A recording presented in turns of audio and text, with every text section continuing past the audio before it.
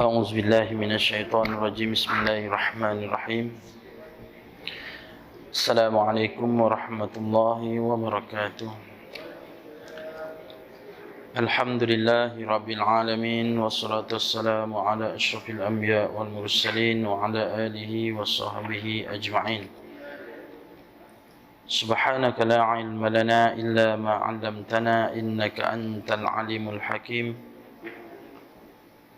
رب اشرح لي صدري ويسر لي أمري واحلل عقدة من لساني يفقه قولي يا معلم إبراهيم الحكمة علمنا يا مفهم سليمان فهمنا ففهمناها سليمان وكلا أتينا حكما وعلما وسخرنا مع داود الجبال يسبحنا والطير وكنا فاعلين يا رب سليمان ويا رب إبراهيم ويا رب موسى وعيسى ويا رب محمد صلى الله عليه وسلم أخرجنا من ظلمات الجهل والنسيان برحمتك يا أرحم الراحمين اللهم زدنا علما وارزقنا فهما برحمتك يا أرحم الراحمين اللهم نورنا بنور علمك وأبعدنا النسيان برحمتك يا أرحم الراحمين اللهم ارزقنا فهم النبيين وحفظ المرسلين وإلحام الملائكة المقربين برحمتك يا أرحم الراحمين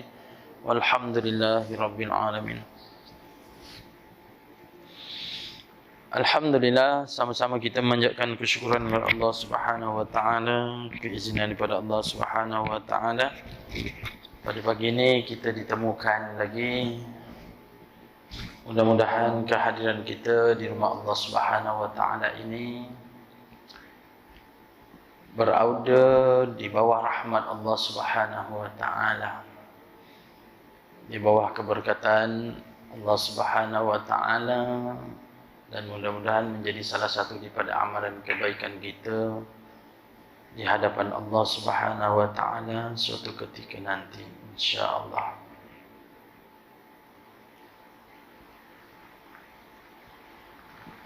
Hari ini kita akan sambung dalam Riyadhus Shalihin jilid yang kedua, bab yang menyatakan tentang membuat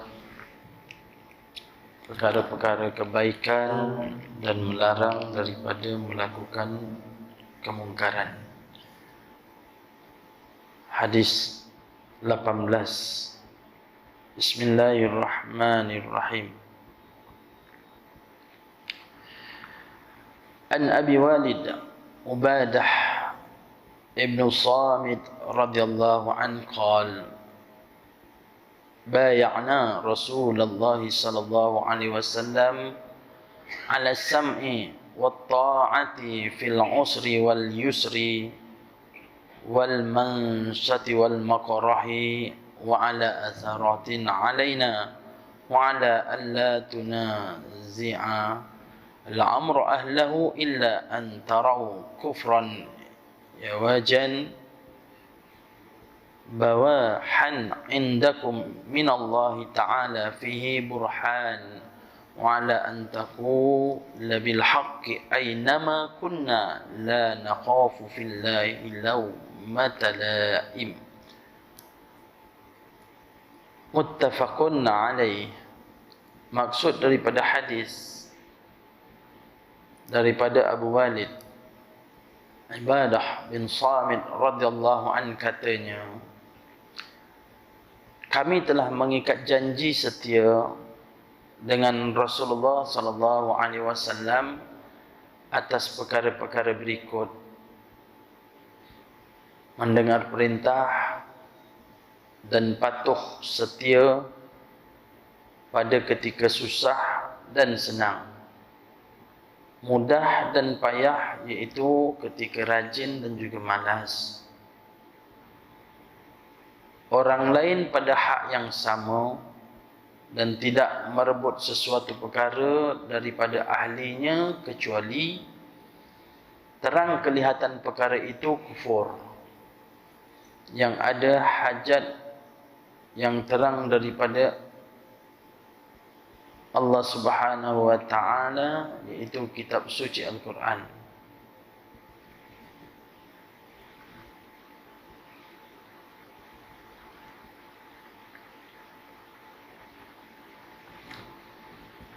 dan bercakap benar di mana tempat kita berada.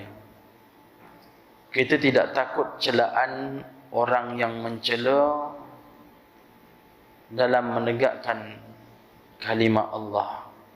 Riwayat Bukhari dan Muslim.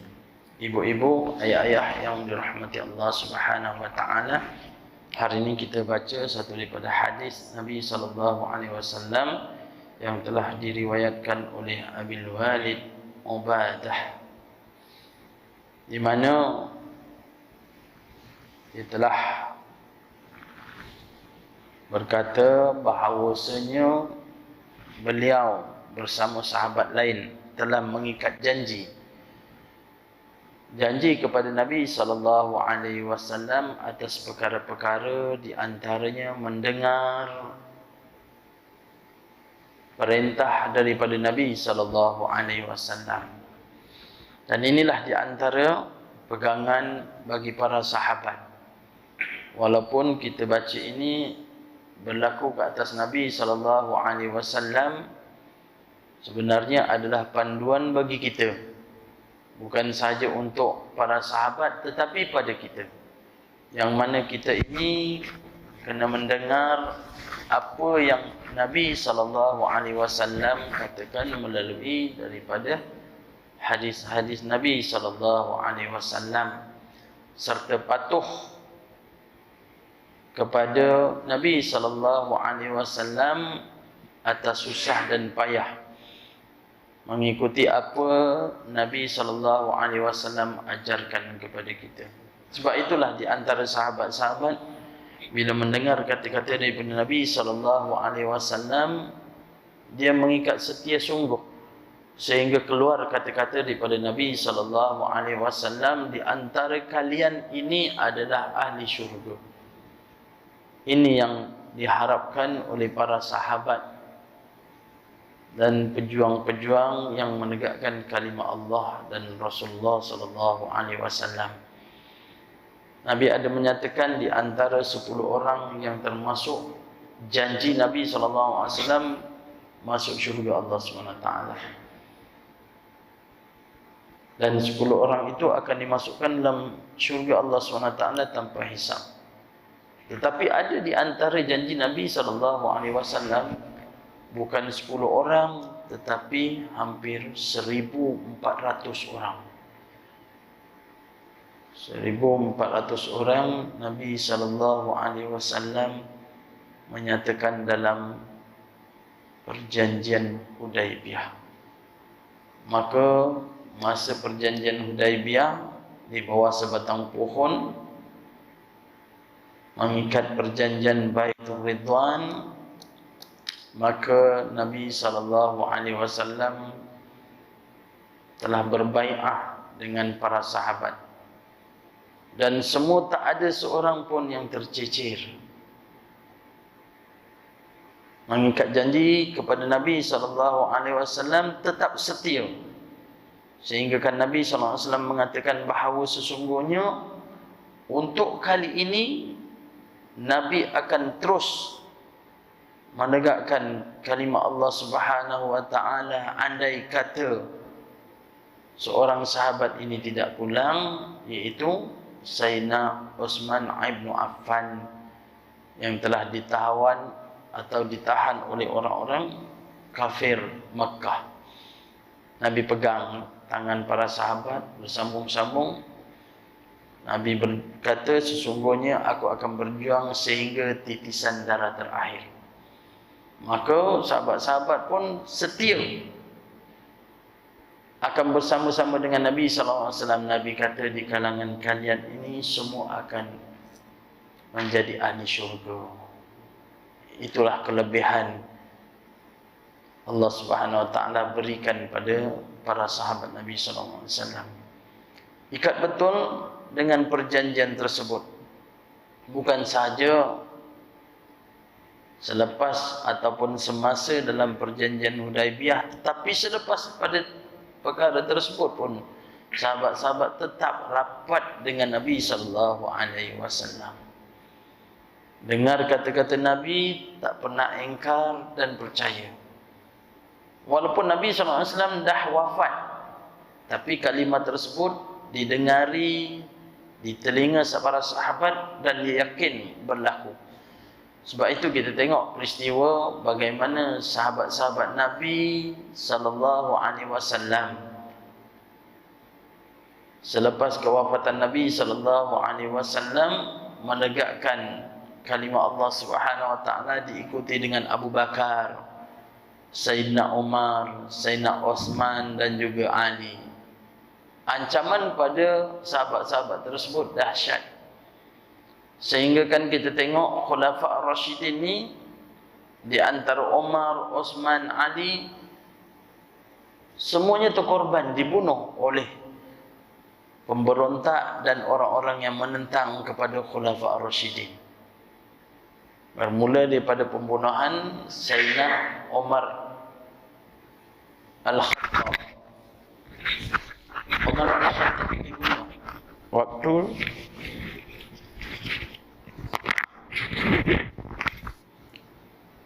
sembahyang subuh.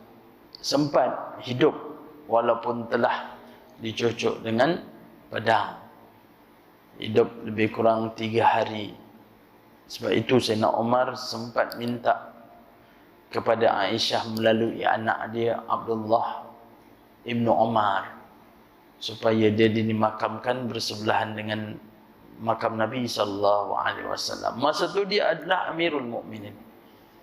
Dan dia disemadikan sehinggalah sekarang berdekatan dengan Nabi sallallahu alaihi wasallam. Sambung kepada Sayyidina Osman.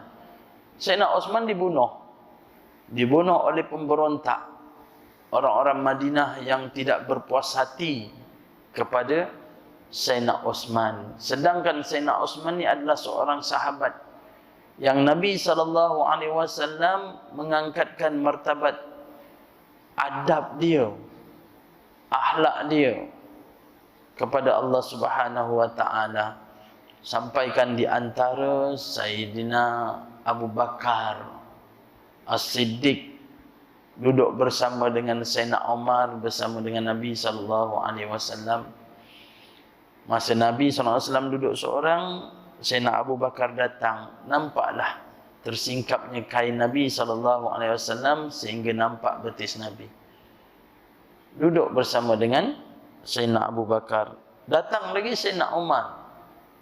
Dan nampaklah Nabi keadaan duduk sedemikian, duduk Nabi tidak merubah apa-apa. Tapi bila datang Sayyidina Osman, Nabi SAW membetulkan kainnya, menutup kelihatan betisnya Nabi SAW. Perihal Nabi SAW dengan berbuat demikian, sahabat-sahabat memerhati. Dia tengok kenapa masa Sayyidina Abu Bakar datang tak ditutup, Umar tak ditutup, tapi tiba Sayyidina Osman Nabi tutup. Rupa-rupanya kata-kata Nabi SAW, dia menghormati Sayyidina Osman kerana adab dia. Rupa-rupanya malaikat sendiri pun melihat akhlak Sayyidina Osman, betapa baiknya. Tetapi dikatakan manusia yang menentang, pemberontak yang menentang Sayyidina Osman, sehinggakan Sayyidina Osman ini dibunuh. Dan cerita ni mengangkat setia di kalangan para sahabat kepada Nabi SAW. Segala kata-kata daripada Nabi SAW, sahabat-sahabat ni memang percaya sungguh. Sebab itulah kisah tentang Sayyidina Umar, Sayyidina Osman, Sayyidina Ali ni memang perjuangan dia cukup besar. Sayyidina Osman dibunuh. Dia bunuh dikepung oleh penduduk-penduduk Madinah yang di kalangan orang Islam waktu tersebut berada di bumi Mekah kerana menunaikan haji. Pada 18 Zulhijjah, selepas berlakunya musim haji ini, Sayyidina Osman mesti ada di rumah tersebut. Dan Sayyidina Osman di antara sahabat yang memerintah lama, lebih kurang 12 tahun. Waktu dia umur berapa? 82 tahun barulah dia meninggal. Itu pun dia meninggal kerana apa? Dibunuh oleh pemberontak-pemberontak. Tapi sebelum kematian Sayyidina Osman, dikatakan bahawa dia bertemu dengan Nabi SAW.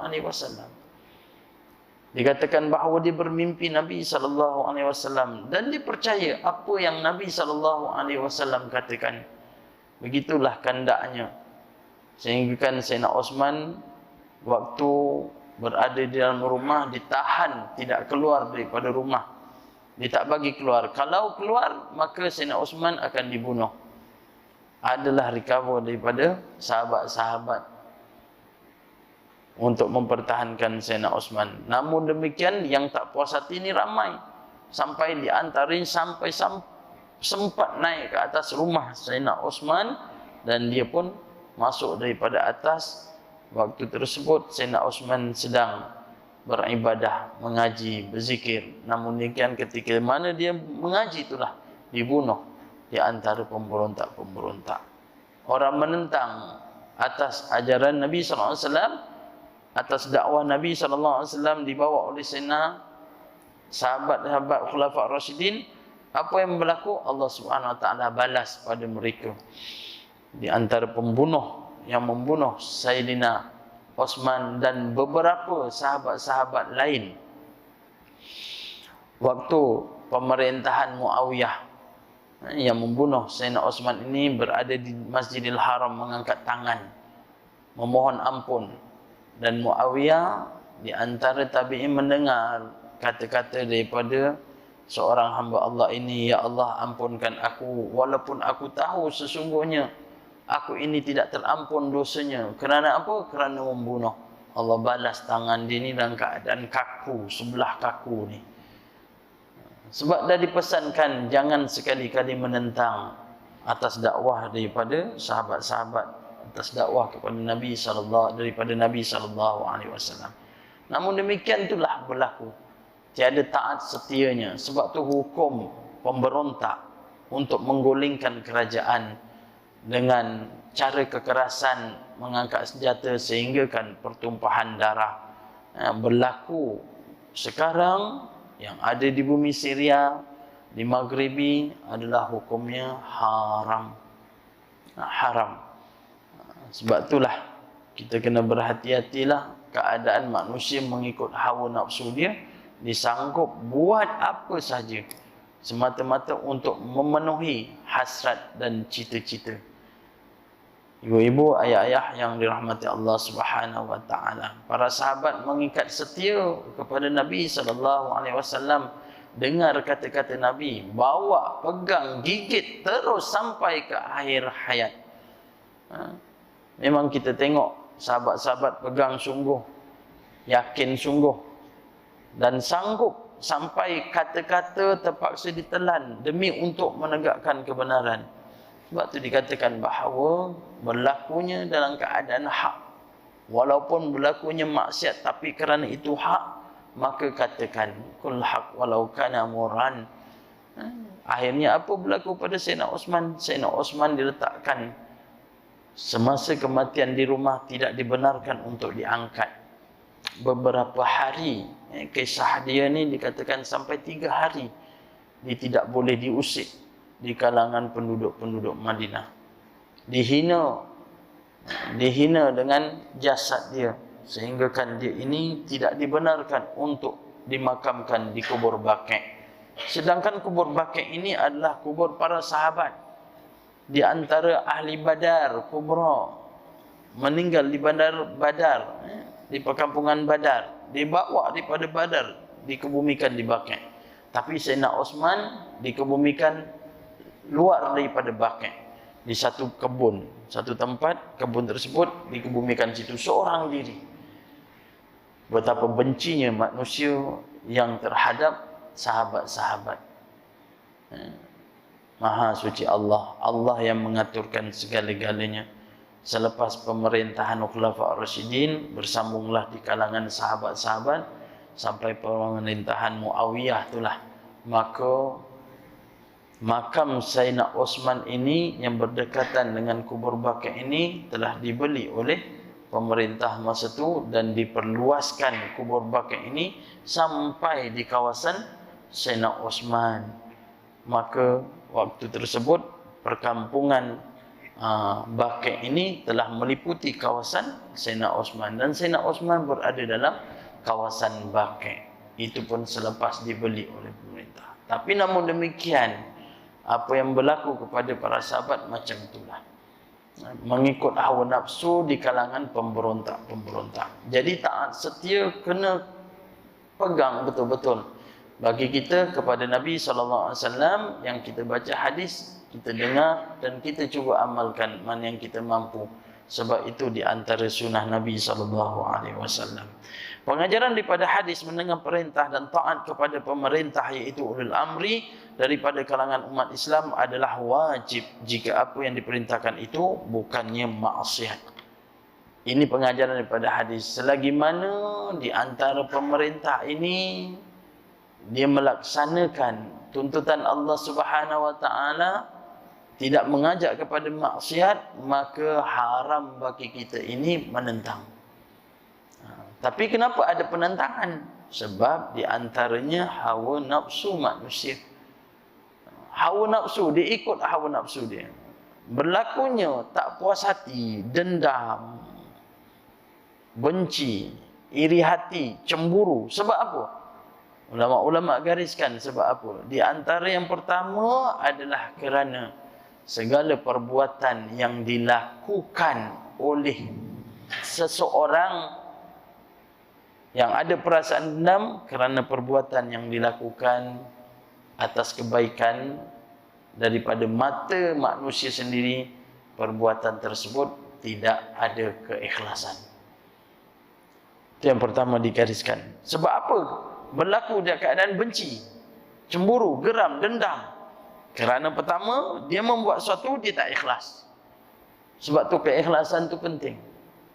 Kalau betul-betul dia ikhlas, dia tak akan buat sedemikian. Tapi kenapa? Dan sebab hati dia lah. Dia benci, dia marah, dia geram. Kalau seorang tu buat ikhlas, dia tak akan sedemikian.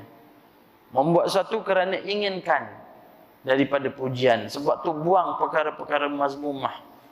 Mazmumah perkara yang tak elok, yang kita kadang kita tak perasan. Di antaranya dengan riak, dengan sum'ah, dengan takabur, dengan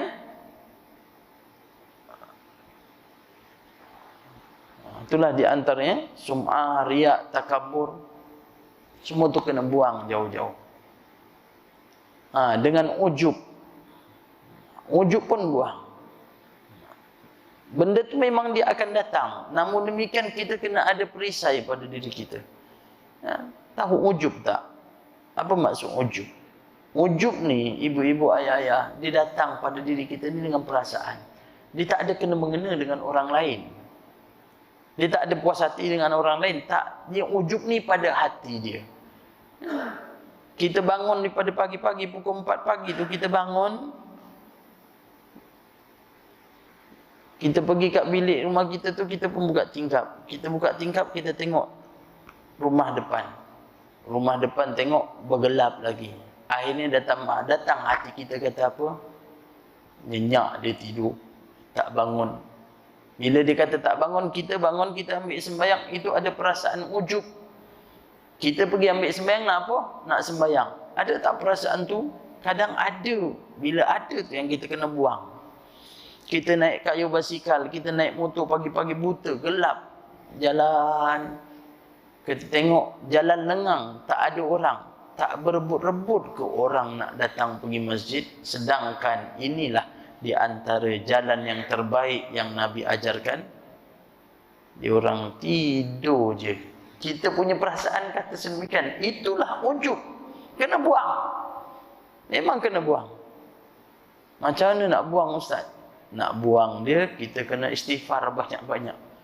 Kena istighfar dan kita baca la a'udzubillahi minasyaitonirrajim. Itu ujub. Kalau riak ini membuat sesuatu inginkan balasan. Ini riak.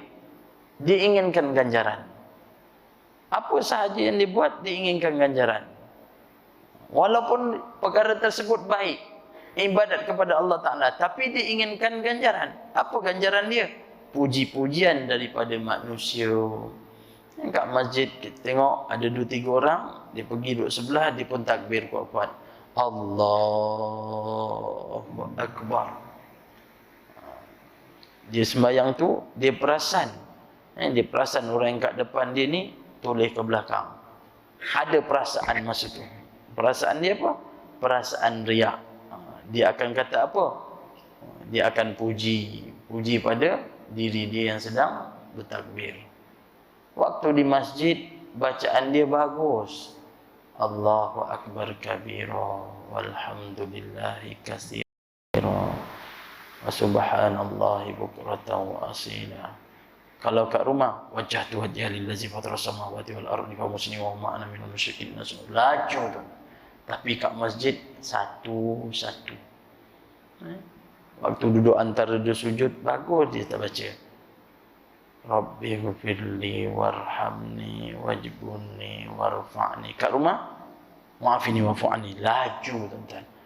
Sebab apa? Sebab suruh orang ni dengar dan dapat pujian. Itu nama dia riak. Apa sahaja perbuatan baik datang adanya riak, maka sia-sia, buang jauh-jauh tu. Sebab itulah bila kita dalam keadaan buat baik sekalipun, terkadang kita ni memang kena istighfar juga. Perbuatan kita baik tapi kena istighfar juga. Mana dalilnya? Dalilnya Nabi sendiri sallallahu alaihi wasallam yang menghadap Allah Subhanahu wa taala ketika mana solat. Nabi ajar kita solat kan, melalui di antara hadis-hadis Nabi sallallahu alaihi wasallam, disusun oleh sahabat-sahabat, ulama-ulama yang kita tahu dengan perihal rukun sembahyang. Kita sembahyang bagus, sembahyang sunat tu bagus, sembahyang fardu tu wajib ke atas kita buat. Dan Allah nampak, Allah lihat, Allah dengar bacaan kita. Allah suka orang yang memperhambakan diri dia pada Allah Ta'ala. Tapi tuan-tuan perasan tak apa Nabi ajar? Selepas daripada kita buat baik kepada Allah Ta'ala dengan menunaikan salat, habis sahaja kita salam, Assalamualaikum warahmatullahi, Assalamualaikum warahmatullahi. Nabi terus ajarkan kita terus apa? Istighfar. Minta ampun. Sedangkan kita ni beribadat. Dah buat baik, lepas buat baik kita istighfar. Cuba latih pada diri kita apa sahaja perbuatan baik ini, selepas kita buat baik tu, kita cuba istighfar. Sebab kita takut, hati kita ni kita takut. Kita masukkan duit dalam tabung tu, masuk je. Astaghfirullahalazim, astaghfirullahalazim. Ya Allah, ampunkan aku, ya Allah. Kalau andai kata aku masukkan ini, ya Allah, akan timbul perasaan riak, takabur. Aku takut, ya Allah, astagfirullahaladzim. Di samping selepas itu, ucapkanlah Alhamdulillah. Kau beri aku rezeki, ya Allah, aku sambung rezeki ini, mudah-mudahan menjadi satu di antara kebaikan. Nabi SAW lepas solat kan diajar istighfar 3 kali kan? Astaghfirullah, astaghfirullah, astaghfirullah. Ibu-ibu, ayah-ayah yang dirahmati Allah Subhanahu wa taala. Ini pengajaran daripada Nabi sallallahu alaihi wasallam. Sahabat-sahabat ikut betul-betul. Dicari, kita cerita tentang Abu Dzar Al-Ghifari. Pinggir kota Mekah, datang suruh Anas, adik dia ni, Anis. Adik dia ni seorang lelaki, pergi tengok apa yang diajar oleh Nabi Muhammad sallallahu alaihi wasallam. Adik dia pergi bumi Mekah. Dia risik, dia kata Muhammad ini membawa ajaran yang baru, dan ajaran tersebut memang baik sungguh. Dia balik pergi perkampungan dia. Kali ini Abu Dzar sendiri yang pergi bumi Mekah, bawa bekalan sikit sampai ke Mekah, cari mana Muhammad, mana Muhammad. Tapi dia dalam keadaan waktu tu bukannya terus pergi cari Nabi Muhammad, nak cari sebab dia tak tahu dia orang Ghifar. Orang Mekah kalau sebut bunyi orang Ghifar, dia orang semua tahu ini lanon Arab ni. Lanon Arab, dia macam Red Indian. Kerja dia merompak, tahan. Mana kabilah-kabilah yang nak pergi ke Syam akan perkampungan, lalu perkampungan Ghifar. Tapi dia duduk kat masjid, duduk Masjidil Haram. Itulah perihal orang-orang Arab. Sahabat-sahabat Nabi bila nampak orang asing ni, dia akan cuba merapatkan diri dia padanya. ada perasaan mahabbah, kasih sayang. Tuan, saya tengok Tuan ni macam orang bukan di Mekah. Tuan daripada mana? Dia kata, saya ini daripada... Marilah, mari. Sayyidina Ali yang bawa dia. Sayyidina Ali bawa Abu Zar ni pergi rumah. Dia tak fikirkan kat situ ada makanan ke apa, tapi dia tahu orang musafir, dia ikram, dimuliakan. Sayyidina Ali bawa duduk kat rumah dia. Bekalan tak banyak, tapi dia sampai 3 hari baru dia tanya, sebenarnya Tuan datang daripada mana? Dia kata, saya datang daripada Ghaifar. Ada apa? Saya mendengar. Dia pusing-pusing tengok, ada tak orang? Dia cakap, saya ni mendengar di Mekah ni ada ajaran baru yang dibawa oleh Muhammad. Dengar saja macam tu, Sayyidina Ali terus bawa lah Abu Zar bertemu dengan Nabi. Jumpa Nabi, Nabi SAW keluarkan kata-kata. Sebab Anis, adik dia berkata bahawasanya apa yang diucapkan daripada Nabi Muhammad SAW itu bukannya syair. Itu bukannya kata-kata daripada apa dipanggil, bukan syair, bukan daripada mentera, tak. Tapi kata-kata dia cukup indah. Abu Zar dengarlah kata Nabi SAW. Bila Nabi SAW sebut satu-satu, dia tak tunggu, terus dia mengangkatkan syahadah kepada Nabi SAW. Terus bersyahadah. Subhanallah, itu dia Abu Zar. Cari sungguh. Dialah di antara orang yang kena siksa kerana melaungkan syahadah di depan Kaabah. Talha, sama juga Talha. Abu Talha yang dikatakan bahawa seorang sahabat yang syahid tapi hidup. Talha, Abu Talha. Dia syahid tapi hidup. Kalau kita kata syahid, dah meninggal, tapi dia syahid hidup. Kerana dialah yang bersama dengan Nabi SAW dalam perang Uhud. Sanggup merebahkan badan dia ni, minta supaya Nabi pijak atas dia ni untuk menaiki bukit di Uhud. Dia masuk Islam di antara orang awal. 16 tahun dia dah masuk Islam. Dan dia berkahwin dengan siapa? Dia berkahwin dengan Ummus Salamah. Ummus Salamah, kenal Ummus Salamah? Mak kepada Anas bin Malik. Ummus Salamah dia berkahwin dengan Malik. Tapi Ummus Salamah mendapat Islam, dia terus masuk Islam. Dia berharap supaya suami dia ni masuk Islam. Tapi bila dia bagi tahu bahawa dia dah Islam, Malik, suami kepada Ummus Salamah ni marah sungguh. Dia suruh balik kepada agama dia, baliklah agama lama. Tapi Ummus Salamah kata tidak, tak nak. Dia dah kahwin dengan Malik, dapat anak kecil, nama dia Anas. Dia mengharap supaya terbukalah hati Malik ni untuk Islam.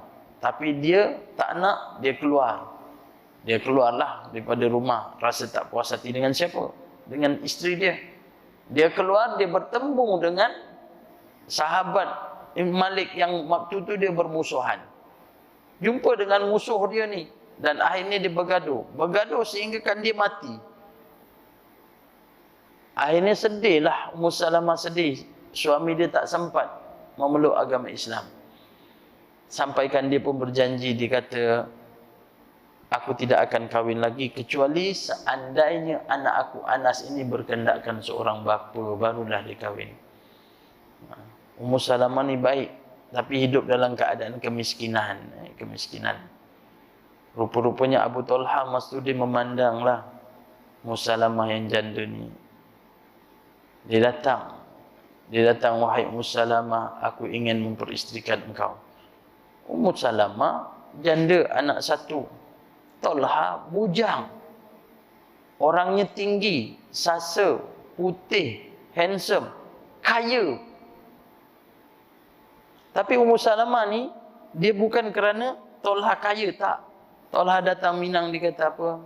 Aku ingin memperisterikan engkau. Kata Ummus Salamah, dia kata sesungguhnya engkau tidak boleh mengawini aku. Terkejut Abu Talha. Dia kata, kenapa kamu tak boleh mengawini aku?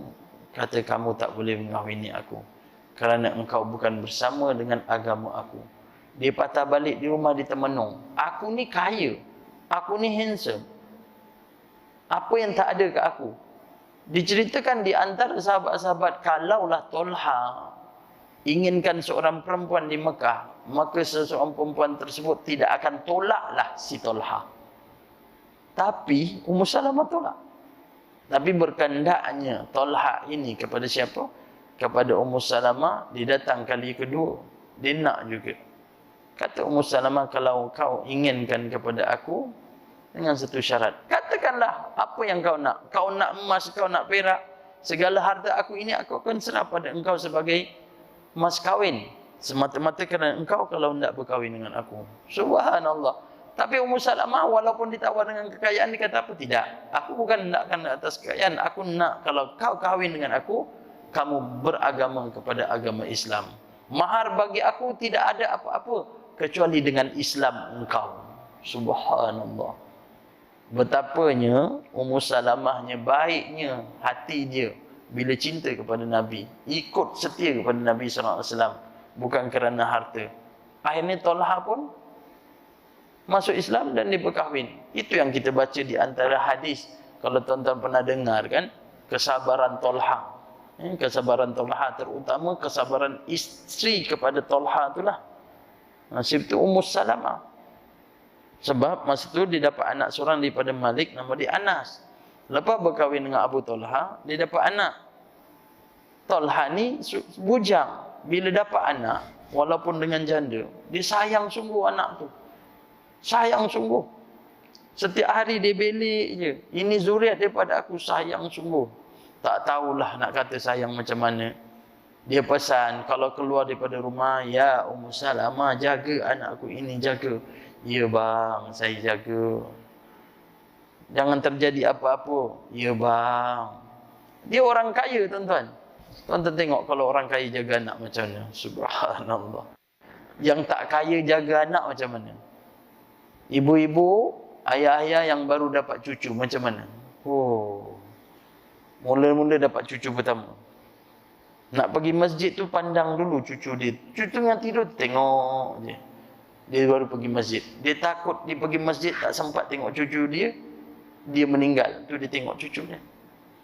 Ini kat masjid pun teringat cucu aku ni. Begitu sayang. Sampai kan Abu Talha nak keluar, dia cakap dengan Ummu Salamah, wahai Ummu Salamah, jaga anakku ini. Ya bang. Tapi anak dia masa tu tak sihat. Takdir Allah Ta'ala, Ummu Salamah ni jaga anak tu. Abu Talha keluar untuk pergi masjid lah, bertemu dengan Nabi SAW. Dikatakan waktu maghrib sampai ke Isyak. Dia tak balik lah. Jadi dia pergi. Masa pergi tu, subhanallah, anak Abu Talha meninggal yang bersama dengan Ummu Salamah. Bila meninggal, Ummu Salamah pesan kepada pembantu rumah dia, kamu jangan bercakap apa-apa pun kecuali aku sendiri yang berkata dengan Abu Talha. Ini cerita daripada hadis ni, saya bukan reka-reka. Sebab tu dengar cerita ni seronok kan? Dengar, betul tak? Cerita ni seronok. Sebab cerita Nabi memang seronok. Sahabat-sahabat cerita. Bila saya baca, subhanallah, dah tahu dah cerita tu, tapi saya ulang-ulang dengar cerita tu, saya baca-baca balik. Betul lah. Dengan sahaja tengok anak dia dah meninggal, suami dia tak ada, Ummu Salamah terus mempersiapkan diri dia, cantikkan diri dia. Dia berhias, tapi sebelum berhias dia pergi dapur, masak dulu. Orang Arab masak tak macam orang kita. Orang Arab masak simple aja. Dia masak simple, tapi sedap. Kita tengok shawarma kan? Pernah tengok shawarma? Orang Arab buat shawarma. Daging tu kan dipotong kan? Potong-potong, lama tak nak dapat shawarma? Sekejap je kan? Dipotong-potong-potong, letakkan kentang, letakkan dia punya turshi dia, letak mayonis ke apa, lepas tu digulung dengan roti. Kita pegang, panas lagi. Oh, tak cukup sebatang, dia nak 2 batang. Tak cukup 2 batang, besok datang lagi. Arab simple, tapi sedap. Ummu Salamah disiapkan makanan, tuan-tuan. Disiapkan makanan. Dan dia terus mandi, disiapkan diri dia. Anak dia meninggal. Tenang Ummu Salamah. Abu Talha pergi masjid. Selepas solat Isyak dia balik. Dia balik ni, Ummu Salamah sambut suami dia. Abang dah balik dah. Talha pandang isteri dia. Lawa. Sebab apa?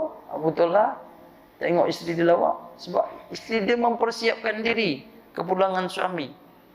Lepas isyak pula tu, nak tunggu tidur pula tu. Ummu Salamah pujuk, abang, mungkin agak penat kan? Nak makan, mari kita makan dulu. Dipujuk oleh isteri sampaikan dia lupa anak tu. Ibu-ibu pun sama, kalau boleh pujuk suami sampai lupa kepada anak. Semata-mata untuk siapa? Untuk suami. Dah tak ada nak pujuk-pujuk ustaz. Lantak dia lah ustaz. Dah tua tu macam ni, perangai dia pun macam tak senonoh ustaz. Lantak dia lah. Ubah ibu-ibu, ubah. Sebab syurga ibu-ibu kat suami. Akhirnya dia pun pujuk. Ya suamiku, marilah kita makan dulu. Saya dah siapkan makanan dah. Akhirnya dia pun pergilah ke dapur.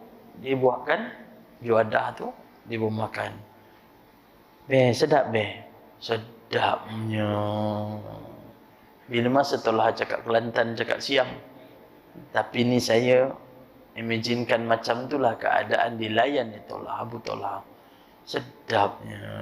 Sambil makan sedap, dia tengok bini dia dah cantik dah. Dah make up dah. Dah pakai gincu. Semalam tak merah, hari ni merah. Abang makan dah. Bagi air. Akhirnya Abu Talha makan. Sedapnya. Dia pegang. Dia manja dengan Abu Talha. Abu Talha tengok, lain macam. Marilah kita mari. Dah kenyang-kenyang dia berborak. Nak lekakan Abu Talha. Bang, jomlah kita masuk bilik tidur. Lepas isyak terus nak tidur. Tapi disebabkan isteri pandai menggoda masa tu, dia bawa Talha masuk dalam bilik. Masa tu berlakulah asmara dana daripada Ummu Salamah dan Talha. Talha terlupa anak dia. Dia tengok, teringatkan pada siapa? Dia teringatkan kepada mak anak dia. Tahu mak anak dia? Isteri dia lah. Akhirnya pun dia pujuk sampailah Abu Talha dan isteri dia terbaring dan bersama malam tu. Dia bersetubuh. Lepas bersetubuh tu dia cakap, bang, saya nak tanya abang, kata. Kenapa, kata. Bang, kalau seandainya kita ni pinjam barang seseorang, barang tersebut tuan dia nak balik kat kita, kita kena pulangkan tak? Talha kata, memanglah kena pulangkan. Waktu tu kan, waktu dah lepas bersama kan dia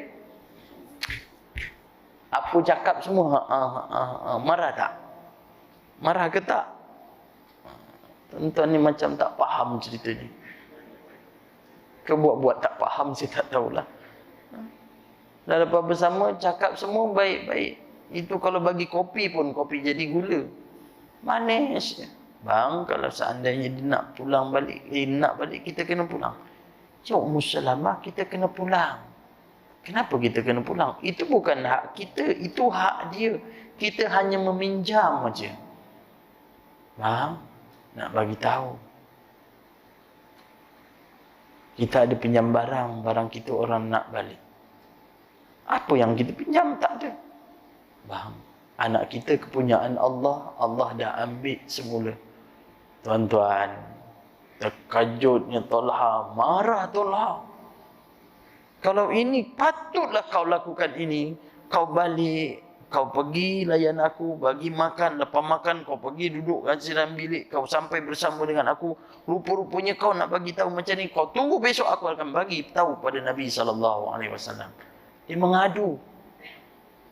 Sebab anak dia dah meninggal. Besok dia datang di pun Nabi SAW. Dia kata, ya Rasulullah, aku nak beritahu kepada engkau apa yang dilakukan terhadap aku. Ummu Salamah. Tuan-tuan, Ummu Salamah ni dengan Nabi SAW rapat. Kalau tuan-tuan tahu, ada satu kisah di antara sahabat Nabi yang masuk syurga belum meninggal, tapak kakinya dah dengar Bilal bin Rabah kan. Ada juga di antara cerita dia, di antara ahli syurga yang kedengaran tapak kaki dia ni dah dalam syurga, ialah Ummu Salamah. Ummu Salamah ni, dia dengan Nabi ni ibarat macam keluarga, satu keluarga. Nabi pernah tidur di rumah Ummu Salamah. Sebab anak Ummu Salamah Anas tu, Anas adalah kudam kepada Nabi SAW. Yang tukang ambil air sembayang, bawa wuduk tu, air sembayang tu adalah daripada Anas. Yang siap-siapkan diri Nabi SAW dengan sikat apa semua, Anas. Macam Zaid Harisah lah. Jadi dia mengadu, wahai Rasulullah, isteri aku ini, dia tak bagi tahu kepada aku pun bahawasanya anak aku meninggal. Tapi dia layan aku dengan makan. Nabi SAW terus bagi tahu, ya Ummu Talha, ya Abu Talha, adakah pada malam tadi kamu bersama dengan isteri kamu? Talha ni tak boleh cakap apa dah. Nabi cakap macam tu. Baru cakap dia layan aku makan, tiba-tiba dia tanya, adakah kamu bersama dengan dia? Abu Talha tak cakap apa, dia kata, benar ya Rasulullah. Terus Rasulullah terus angkat tangan, ya Allah, berikanlah keberkatan kepada keluarga Abu Talha dan berikanlah kepada dia dengan zuriat yang saleh. Dan Nabi angkatkan pada Abu Talha. Rupa takdir Allah Subhanahu wa taala, malam tersebut dia bersama dengan Ummu Salamah, benih tersebut menjadi satu zuriat. Anak dia meninggal seorang, selepas itu Ummu Salamah melahirkan anak sampai 9 orang. Masya Allah. Dan anak-anak tersebut Allah datangkan keberkatan bagi dia, menjadi semua penghafal Quran. Di antaranya ialah Abdullah, nama anak kepada apa? Abu Talha tu Abdullah. Nabi SAW katakan cerita ni Sultan, semua adalah di bawah doa Nabi yang mendapat keberkatan dari Allah SWT. Kita sebut tuan-tuan, kita sebut berkat. Tuan-tuan tahu ke apa maksud berkat ni? Pernah dengar perkataan berkat? Pernah kan? Apa maksud berkat sebenarnya? Berkat ni Ustaz, kalau kita pergi kerja kahwin, kita balik dia bawa satu bungkusan, tu nama dia berkat. Betul? Apa tu? Berkat.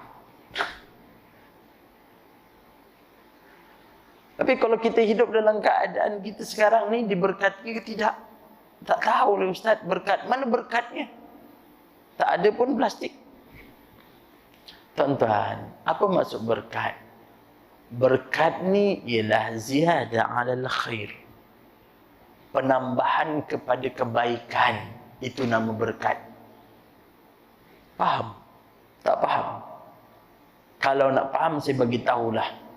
Ibu-ibu, ayah-ayah, sesungguhnya ibu-ibu, ayah-ayah yang ada di depan saya ni, semua adalah hidup di bawah keberkatan Allah Subhanahu wa taala. Bukan kita ni duit banyak, harta banyak, rumah ni pun banyak, isteri je satu. Tapi kalau isteri banyak ni tak tahulah, isteri je satu. Kita nak apa-apa semua kita dapat. Adakah hidup kita itu berkat? Berkat? Tak. Tuan-tuan, kalau orang duit banyak, harta dia banyak, dalam bank duit beribu-ribu, ratus ribu, rumah besar, kereta besar, isteri besar, adakah dia berkat? Tak. Mana yang dikatakan berkat? Yang berkat ni tuan-tuan, walaupun dia kaya, harta dia banyak, rumah dia besar, kereta dia besar, tetapi diri dia ini tuan-tuan tidak tinggal atas kebaikan kepada Allah Ta'ala. Dia boleh pergi ke masjid waktu solat fardu. Dia boleh pergi menunaikan hak dia ini untuk belajar. Dia boleh tunaikan solat duha. Dia boleh berpuasa. Dia boleh bersedekah. Itu yang dinamakan barakah. Sebab tu kita tengok ayah-ayah kita, mak-mak kita, atuk-atuk kita, gaji dia besar tak? Gaji besar tak? Tak besar. Macam mak saya, ayah saya, kerja menori. Sabtu Ahad menori, tuan-tuan. Nak tampung anak 6 orang. Ayah kerja tukang kebun. Gaji 200 lebih, tuan-tuan. Anak 6 orang. Dululah. Mula-mula dulu tahun 80-an. Gaji baru 300 lebih. Anak 6 orang. Sabtu Ahad, ayah pergi kerja tukang kebun, mak pergi menori. Ayah balik sebelah petang, tuan-tuan, sempat pergi kebun, tanam ubi, tanam keladi. Orang dulu ni, cerita orang dulu. Kat kampung lah, saya tak tahulah. Kat sini kan, sebab sini bandar. Tanjung Minyak ni bandar kan, mana ada kebun. Semua orang bandar. Saya orang kampung. Ya, saya faham tuan-tuan nak cakap. Kita pun sawah juga, Ustaz. Saya pun dulu kampung, baru datang sini. Dulu ini kampung. Sekarang baru nama bandar. Kawasan bandar, berdampingan dengan bandar. Tapi cerita ini dulu, tuan-tuan. Cukup tak untuk makan kita? Mak ayah bagi cukup tak? Cukup.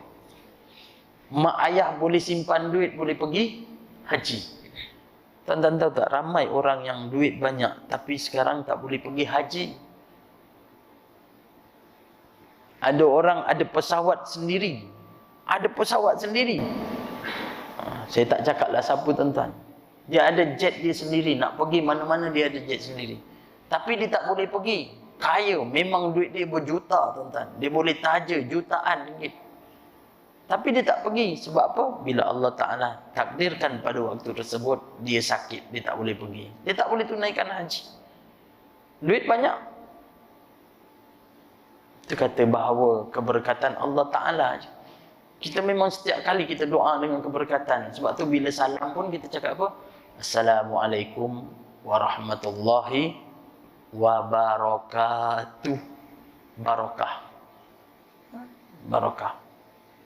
Itu yang kata ibu-ibu, ayah-ayah, nama Allah Ta'ala, hidup keberkatan. Mudah-mudahan Allah beri berkat kita ni lah. Kita tak tinggalkan apa yang Nabi ajar dengan pergi masjid. Boleh sempat lagi baca Quran. Boleh pegang tasbih itu, pegang tasbih. Zikir, minta ampun, istighfar, selawat. Kita tak habis-habis, kita buat aja amalan. Itu nama dia keberkatan. Tapi itulah hati-hati. Saya kata jangan ada ujub, jangan ada riak, jangan ada takabur. Takabur ni bangga diri. Dia je. Kalau kita dengar orang bercakap aku, hati-hati. Aku, maksudnya aku apa? Tentang dia je yang bagus. Aku, saya. Sebenarnya kalau cakap saya tu siapa? Dia nak terangkan diri dia je lah. Kalau boleh buang jauh-jauh. Buang jauh-jauh. Nabi tak katakan dalam keadaan bawa dengan Nabi cerita diri dia, kebanggaan dia, tak ada. Sebab itulah Abdul Rahman Auf, sahabat Nabi yang paling kaya. Paling kaya kat Mekah. Pergi kat Madinah, selai sepinggang. Daripada Mekah, tinggalkan harta berjuta, tuan-tuan. Isteri dia cakap dengan dia, aku ni, abang ni nak pergi ke Madinah. Ikut Nabi, hijrah. Semata-mata kerana Allah dan Rasul. Nak ikut ajaran Nabi, aku akan pergi. Harta dia berjuta kat Mekah. Dia cakap dengan isteri dia, isteriku, sesungguhnya abang ni nak pergi Madinah. Harta semua kena tinggal. Kalau ibu-ibu lah, ibu-ibu jangan pandang ayah-ayah kat sini. Saya tanya ibu-ibu, kalau suami, belum tanya bapak-bapak dah ketawa. Kalaulah suami cakap, Jah, abang ni nak musafir, pergi ke Mekah, pergi ke Madinah. Harta kita ni berjuta ni. Tapi demi Allah dan Rasul, abang nak pergi sana, harta semua kena tinggal. Jah nak ikut abang ke nak harta? Ibu-ibu jawab, nak harta ke nak ikut abang? Tak apa, abang pergi dulu. Sebab ada penghasut dia. Orang-orang kafir. Dia kata, wahai isteri kepada Abdul Rahman, kalau kamu pergi, kamu tinggalkan harta kamu. Kamu tak pergi, harta ada pada kamu. Kamu boleh pilih orang-orang kat Mekah ni untuk kamu kahwini. Lagi handsome daripada Abdul Rahman. Kau pilih mana? Penghasut-penghasut isteri Abdul Rahman. Dia tengok Abdul Rahman, dia tengok harta. Dia tengok Abdul Rahman, tengok kereta. Dia tengok Abdul Rahman, tengok rumah. Kalau ibu-ibu tengok rumah, tengok suami, terus tolak Terus tolak suami. Betul ibu-ibu. Isteri Abdul Rahman tinggalkan Abdul Rahman. Abdul Rahman pergi sendiri. Akhirnya dia duduk kat Mekah. Duduk kat Mekah dengan kekayaan dia. Subhanallah, maha suci Allah. Dia sampai kat Madinah, ditemukan dengan keluarga angkat dia yang kaya juga di Madinah, tapi tak paling kaya, tapi dia kaya lah. Sampaikan di Madinah, jadi orang Ansar. Dia kata, ya Abdul Rahman, aku tahu engkau hidup mewah di bumi Mekah, kamu kaya, dan aku ni nak kata kaya macam engkau tidak, tapi aku ni ada juga kekayaan. Duit aku ada 10,000 dalam bank, contohlah. 5,000 kau ambil lah, 5,000 aku punya, ambil setengah daripada aku, demi kerana orang Muhajirin. Tuan-tuan, orang Ansar ni baik dengan orang Muhajirin, macam itulah tautan Nabi buat. Apa kata Abdul Rahman? Tidak, aku tak nak semua tu, cuma aku minta satu je dengan keluarga aku ini, keluarga angkat dia. Ya Abdul Rahman, apa yang kamu pertolongan pada aku? Kau tunjukkan aku kat mana pasar orang meniaga. Akhirnya keluarga angkat dia bawa lah Abdul Rahman pergi pasar. Pergi pasar hari pertama, tuan-tuan, dia tolong. Dia tengok pengembala bawa kambing banyak, dijumpa dengan tuan tu, boleh tak kiranya aku ini ambil upah untuk jual kambing. Tuan kambing hari ni rehatlah balik rumah. Saya akan jualkan kambing ni. Dia kata, baguslah kalau kamu nak ambil upah, ambil. Dia pergi pasar tu, dia tolong jualkan. Dia tolong jualkan, habis kambing-kambing tu, sehingga saki-baki dia pun pulangkan pada tuan dia. Dia pun bagikan duit. Besok, tuan-tuan, Abdul Rahman dah ada kambing sendiri pergi niaga. Hari pertama je dia pergi ambil upah, besok dah ada kambing dia sendiri. 1 bulan, dia telah menjadi orang kaya yang ketiga di bumi Madinah. 1 bulan. Kita 3 tahun tak kaya-kaya. Allah berikan kebijaksanaan Abdul Rahman. Setahun dia bekerja, berniaga di bumi Madinah, dia menjadi orang paling kaya di bumi Madinah. Setahun. Sampaikan dia bawa unta-unta ni, orang dah tahu dah, ini lain tak, bukan unta siapa? Unta Abdul Rahman Auf. Setahun dia jadi orang paling kaya kat Madinah. Tapi kaya dia bukan kaya kedekut. Kaya dia kaya yang pemurah. Nak perang Tabuk, Nabi SAW bawa tentera perang Tabuk, lebih kurang 30,000 tentera Islam.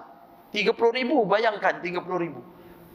Abdul Rahman telah menginfakkan 500 ekor kuda untuk perang. Tuan-tuan, kuda bukan murah. Kalau sekarang kita beli kuda, 1 ekor tu mencecah sampai 40 ke 50,000. Kuda bukan kuda padi tau. Kalau yang kelibang tu kuda padi, tak boleh buat perang. Ni kuda perang betul. 40-50,000. 500 ekor untuk peperangan Tabuk. Abdul Rahman. Subhanallah. Tapi nak cerita takabur, tak ada pada dia. Sebab masa dia bawa bersama dengan unta dia, dengan apa semua, yang bawa-bawa di antara gembala tu hamba-hamba abdi, dia pun sama-sama dengan hamba-hamba abdi. Sampai nak cari Abdul Rahman tak jumpa. Dia paling kaya. Dia punya pakaian pun macam seorang hamba abdi. Kalau kita, ya Allah, orang rasa diri dia tawaduk, tuan-tuan, dia akan tunduk je. Tuan-tuan, bawa motor pergi masjid, mak gad dah tak ada tau. Bukan flat, mak gad tak ada. Kalau mak gad dah tak ada, flat pun dah tak ada dah. Signal tak ada. Lampu depan tu pun dah terjuntai ke bawah. Agak-agak parking depan masjid ni, tuan-tuan, dia parking kat depan ke kat belakang? Dia kat belakang, tuan-tuan. Kalau kat belakang, tuan-tuan, orang pandang dia turun daripada motor tu, dia angkat kepala ke tunduk? Rasa-rasa, tuan-tuan, tunduk ke angkat kepala? Tunduk, tuan-tuan. Malu. Macam lampu apa? Lampu motor tu tunduk. Tawaduknya. Itu bukan tawaduk, itu malu, tuan-tuan. Tapi kalau tuan-tuan tengok orang datang bawa kereta Porsche pergi masjid, tuan-tuan, dia buka pintu tu, dia tutup pintu jalan nak pergi masjid, dia angkat kepala ke tunduk? Rasa-rasa. Dia tak tunduk, ustaz, dia sujud pergi datang masuk masjid. Tak, mana dia sujud, tuan-tuan. Sebab apa? Harta kekayaan. Bayangkan Abdul Rahman ni dalam keadaan dia tunduk sampai tak kenal yang mana Abdul Rahman dengan hamba. Masya Allah. Itulah Abdul Rahman Auf. Sifat dia, tak ada takabur. Tak ada takabur. Tunduk, sembahyang tetap sembahyang. Itu sifat dia. Sebab tu kita ni nak kata kaya tak kaya, tak macam Abdul Rahman, sama-samalah kita tunduk. Hambakan diri kita ni, dahi kepala kita ni yang Allah letakkan ke atas ada akal. Tapi sesungguhnya akal itu yang Allah beri ni kerana beri kewarasan daripada Allah Ta'ala. Kita tundukkan kepala kita di bawah telapak kaki kita. Faham? Bukan maksudnya ambil telapak kaki letak kat dahi. Bukan. Bermaksud kita berjalan, tapak kaki kita di lantai. Tapi kerana Allah Subhanahu Wa Ta'ala berikan pada kita, akal Allah berikan ke atas ni, kita letakkan kat lantai, bawa tapak kaki kita. Kenapa? Sebab kita seorang hamba. Kita hina di sisi Allah Ta'ala sebab banyak dosa. Diri kita pun penuh dengan najis. Najis ke? Tidak najis, tapi kotoran. Betul ke kita banyak kotoran? Betul? Ya. Jadi ibu-ibu, ayah-ayah ni memang banyak kotoran lah. Pengotor lah. Bukan bermaksud diri kita ni penuh dengan kotoran. Cuba kita tengok. Apa ada pada diri kita. Tuan-tuan pergi ambil cotton bud kan. Masukkan dalam telinga. Ginti, tuan-tuan tarik. Apa dalam telinga? Tai telinga. Tai, tuan-tuan. Tai. Buang cotton bud, tuan-tuan, ambil jari, korek hidung. Apa dalam hidung? Bagi tahu apa dalam hidung. Biji timah. Jual lah. Dalam hidung ada tai. Tahu tai? Tak tahu? Tak tahu sudah, tuan-tuan. Dalam hidung ada tai. Tuan-tuan bangkit daripada tidur. Apa ada dalam mata? Keluar apa? Keluar tai. Tuan-tuan segan nak sebut tai. Bangun tidur, tuan-tuan. Ambil jari ni, cuba gosok-gosok gigi. Lepas tu, cium. Bau apa? Bau busuk kan? Apa ada pada gigi? Mayonis. Sebutlah. Tai. Sini tai, sini tai, sini tai. Apa ada dalam pusat? Apa ada dalam pusat? Tak tahu. Sebab tak pernah tengok kan? Tak pernah korek kan? Tak pernah bersihkan kan? Ni yang pakai telekung, cuba masukkan tangan tu dan diam, cuba korek tu. Kot-kot mana tahu kan? Jumpa macam Mak Jun tu. Tuan-tuan datang, tengok, macam Mak Jun pula. Cuba tuan-tuan cium. Bau apa? Bau apa? Odorono. Bau tai, tuan-tuan. tubuh badan kita penuh dengan tai. Bawah ketiak ada apa? Siapa boleh jawab? Bawah ketiak ada apa? Tak ada apa-apa. Jangan cakap bawah ketiak ada tai. Mana ada tai, tuan-tuan? Bawah ketiak tak ada tai, tapi ada daki. Cuba tuan-tuan colit daki tu, cuba cium. Bau apa? Bau tai. Memang hidung kita kata bukan bau tai, tapi cuba bagi cium kat orang. Sebab ketiak kita busuk bagi hidung orang. Ketiak kita wangi bagi hidung kita. Tak colit lah. Lepas bekerja kan, pernah tengok angkat-angkat tu memang ada. Daki-daki tu pun ambil. Macam Mak Jun juga, cuba cium. Muntah dia. Nak cerita tubuh badan kita penuh dengan tai. Itu belum cerita yang dalam perut tuan-tuan sekarang. Ada apa? Ada apa dalam perut tuan-tuan? Tai. Itu pun nak sombong pada Allah Ta'ala. Ibu-ibu, ayah-ayah yang mata Allah Ta'ala, dah sejam lebih dah. Minta ampun, minta maaf lah. Cerita ni, ambil daripada hadis ni, bagaimana sahabat mengikat taat setia kepada Nabi SAW, dengar kata-kata Nabi SAW, menegakkan yang hak bagi kita yang sama sekarang ini hidup kat dunia ni. Kita dengar kata-kata Nabi melalui hadis, maka kita cuba amalkan. Kita dapat pengetahuan hari ini, kita cuba amalkan dan kita sampaikan kepada orang lain. Mudah-mudahan jadi amalan kebaikan kita di sisi Allah Ta'ala. Allah berkati kita. Amin ya Rabbal Alamin. Minta ampun, minta maaf pada ibu-ibu, ayah-ayah yang hadir pada pagi ini. Andai kata dan semestinya ada kata-kata yang tersalah daripada saya minta ampun, minta maaf. Yang terguris hati dengan kata-kata saya pun, saya minta ampun, minta maaf. Segala-galanya semua daripada Allah Subhanahu Wa Taala. Terutama kebaikan adalah daripada Allah Subhanahu Wa Taala. Saya doakan ibu-ibu, ayah-ayah yang ada pada pagi ini, Allah Subhanahu Wa Taala kurniakan dengan kesihatan yang baik. Allah berikan dengan kewaafiatan yang waras agar kita ini dapat beribadah kepada Allah Subhanahu Wa Taala dengan sempurna. Allah jauhkan bagi kita ini dengan wabak COVID-19 yang kita baru dengar beberapa hari. Ada lagi wabak yang baru, terbaru, yang memberikan bahaya dalam kehidupan kita. Mudah-mudahan Allah jauhkan, hindari bagi kita, ahli keluarga, sahabat-sahabat, rakan taulan dan juga saudara mara kita. Dan juga mudah-mudahan Allah SWT satukan kita dalam syurga Allah SWT fil jannah. Amin ya Rabbal Alamin. Aqulu qawli hadza astaghfirullah li wa lakum subhanakallahumma wa bihamdika asyhadu an la ilaha illa anta astaghfiruka wa atubu ilaik. Bismillahirrahmanirrahim. Wal 'asri innal insana lafi khusr illa alladzina amanu wa 'amilus salihati wa tawasaw bil haqqi wa tawasaw bis sabr. Alhamdulillahirabbil alamin wassalatu wassalamu ala asyrafil anbiya wal mursalin wa ala alihi wa sahbihi ajma'in. Allahumma ij'al jam'ana hadza jam'an marhuma wa tafarruqana min ba'di tafarruqan ma'suma. Allahumma afina min kulli bala'id dunya wa azabil akhirah wa syarrid dunya wa syarril akhirah. Ghafarallahu lana wa lakum ya karim bi rahmatika ya arhamar rahimin. Wa sallallahu ala sayyidina Muhammad wa ala alihi wa sahbihi wasallam. Walhamdulillahi rabbil alamin. Assalamualaikum warahmatullahi wabarakatuh.